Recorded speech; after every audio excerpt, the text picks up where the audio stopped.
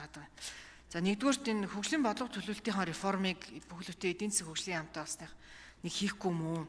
Улсын төсвийнхаа хөрөнгө оруулалтыг бид нар 3 ангилаад төрийн суур үйлчилгээ үзүүлдэг. За энүүн дээр сургууль, цэцэрлэг гэдэг ингээд хөрөнгө оруулалтууд, эдийн засгийн стратегийн хөрөнгө оруулалтууд, үүн дээр бомб, бүсийн томоохон замууд, үндэсний аюулгүй байдлыг хангах, за байгаль орчин, батлан хамгаалах, хил соёлтой холбоотой хөрөнгө оруулалтууд ингээд 3 ангилахгүй бол жишээлбэл өнгөрсөн парламентод яасан бэ гэхээр Баян онгор аймгаар дамжиж өнгөрчээсэн зам Баян онгор гэж тавьчихсан. Тэр нь бол угаасаа бүс нутгийн хэмжээтэй хөрөнгө оруулалт байсан. За тэнгууд Баян онгорын хөрөнгө оруулалтны хүндэр юм шиг харагдаад байдаг. Уг нь бол энэ зөвхөн тэр аймгаар дамжин өнгөрч байгаа тухайн бүс нутгийн зам байгаад байдаг. Тэгэхээр энүүнийг бид нэг ялгаж салахгүй бол сургууль цэцэрлэгийн бомбд нь цэвэрлэх байгууламж нь хамаг юм бүгдээрээ холдоод яваад байхаар бид нар үүний чанарын ялгааг нь гаргаж чадахгүй, хөрөнгө оруулалтуудаас хооронд нь ялгаж чадахгүй байна. За одоо ингээд нэг эдийн засгийн хөгжлийн сайд нь ч байхгүй, ихэнх сайд нар байхгүй болохоор одоо ингээд нэг хоорондоо санал солилцоод эрхөш улсын хурал нь байж ах байлгүй. Дараагийн засаг нь бүрдсэн ч бүрдээгүй байсан ч гэсэн. Тэгэхээр одоо нэг саналаа хэлээд бүгдээрээ. За нөгөөх нь ер нь энэ нэг хөгжлийнхаа бодлого төлөвлөлтийг эдийн засгийн хөгжлийн яамны төрийн наримчгийн дарга байх шиг байна. Манай сангийн яамныхан бас байх шиг байна.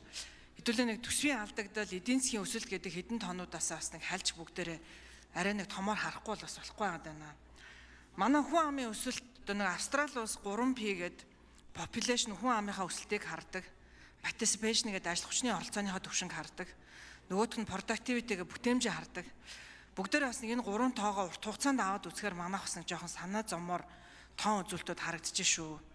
Хүн ам чинь өсөж байгаа мөртлөө бид нар бүтээмж муутай. Нөгөө талдаа ажил хүчний оролцооны түвшин буураад байна гэдэг бол төр бүхэм рүү оролцохоосоор аргагүй байхгүй, тэгжиж улс орноо авч явахоосоор арга байхгүй ийм улс руу яваад байна шүү. Үүн дээр бас анхаараач. За түрүүн Эдэр Отгшин асуултанд хариулт авч чадаагүй. Энэ тэтгэврийн зээлийн асуудлыг хизээ шийдэх юм бэ гэдэг Монгол банкны дэд ерөнхийлөгч Инх тайван дэд ерөнхийлөгч ирсэн баг шүү. Үүн дээр бас нэг хариулт автгаач. За нөгөөх нэг асуулт нь энэ төрийн наримчгийн дарга гэрүүл хөдөлмөр нийгмийн хамгааллын яамны төрийн наримчгийн дарга мөнхцөл дарга нэг хариулт автгаач. Даваагийн цогтоотор гишүүн бас асуугаад байсан. Энэ хамаг мөнгөө одоо та нар банкнд байршуулад алдсан юм шүү гэд. Яг хэдээс хэдэн оны хооронд хэдэн төгрөг байршуулсан юм бэ? Хэдийнх нь өнөөдөр авлагын асуудал яригдж байгаа юм бэ гэдгийг нэг нарийн тоог нь яриад хараад хэлээд гэж. За нэг нь 4 номерын микрофон дээр Инх тайван Монгол